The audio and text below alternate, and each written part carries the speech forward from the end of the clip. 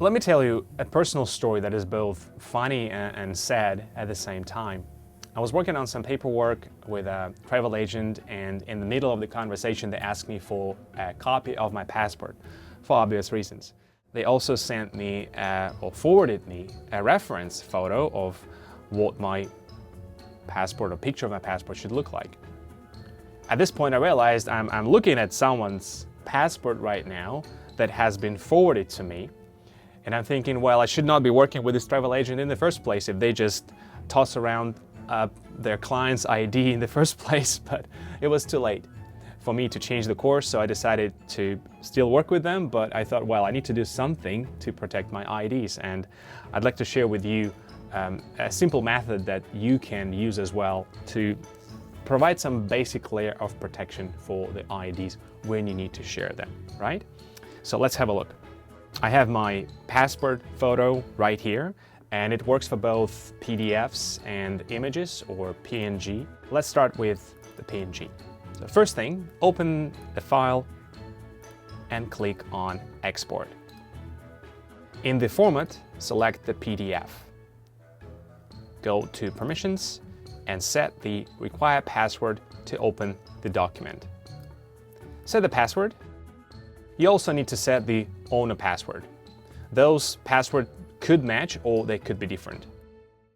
Once you've set the password to open and owner password, click Apply. Change the name and click Save. Now my folder have file with password, and if I try to open this, it will require a password. You might be thinking, well, does it really protect my ID? And the answer is no. Once you know the password, you can simply open it, but it requires an extra step. No, it does not provide the ultimate protection, but at least you've done something to protect it with a password. Another thing you can do is to think about the way you send your IDs over the internet. Once you send your password protected stuff over, the recipient will need to know the password. The password to open the doc.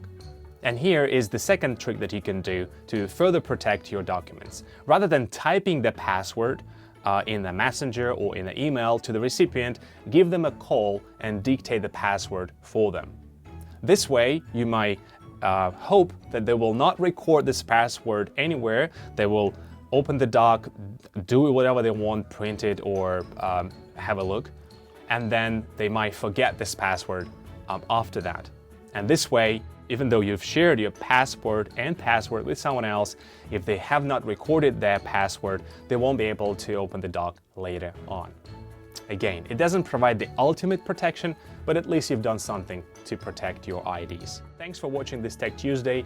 I'm hopeful that you will find the information helpful, and we'll see you next time.